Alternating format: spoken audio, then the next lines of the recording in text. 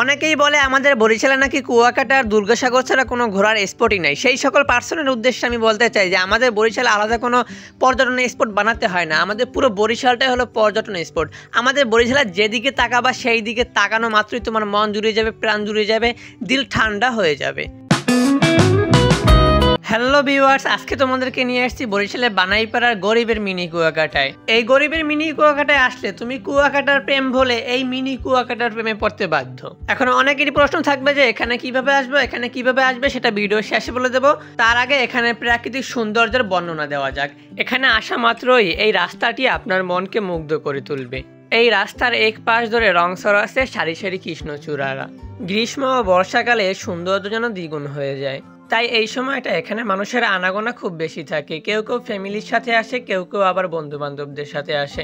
সবাই কিছু না কিছু পিক তুলে এখানের প্রকৃতির সাথে নিজেদেরকে ফ্রেমবন্দি করে নেয়।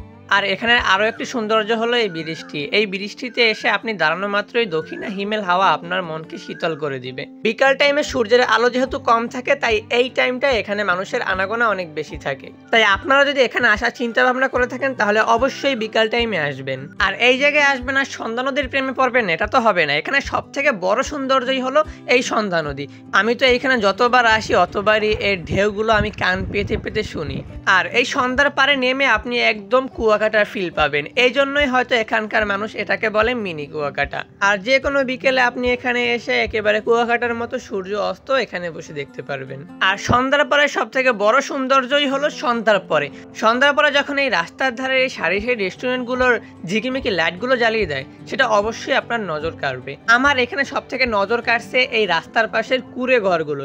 আমরা অনেকেই কিন্তু বড় বড় রেস্টুরেন্টে গিয়ে খাওয়া দাওয়া করি, কিন্তু এভাবে কুড়ে ঘরের মতো রেস্টুরেন্টে বসে কখনোই খাওয়া দাওয়া করি না। আর সব থেকে ভালো লাগার বিষয় হলো এই কুড়ে ঘরগুলোতে বসা মাত্রই দক্ষিণা একটা বাতাস এসে আপনার হৃদয়কে নাড়িয়ে দিবে। এক কথায় বলতে গেলে এখানে সবকিছু আধুনিক হলেও পরিবেশটা একেবারে প্রাকৃতিক।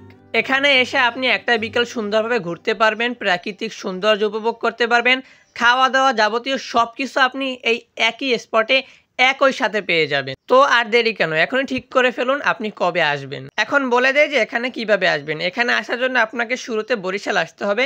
বরিশাল থেকে বাসে করে বানাইপাড়া আসতে হবে। বানাইপাড়া বাস স্ট্যান্ড থেকে বানাইপাড়া ফেরিঘাট আসতে হবে। ফেরিঘাট আসার পরে একটু সময় হাঁটলেই এই সুন্দর জায়গাটির দেখা পেয়ে যাবেন। তো ভিডিওটা কেমন লাগলো আর জায়গাটা কেমন লাগলো কমেন্টে জানাবেন, এবং ভিডিও ভালো লাগলে অবশ্যই লাইক কমেন্ট ফলো দিয়ে পাশে থাকবেন।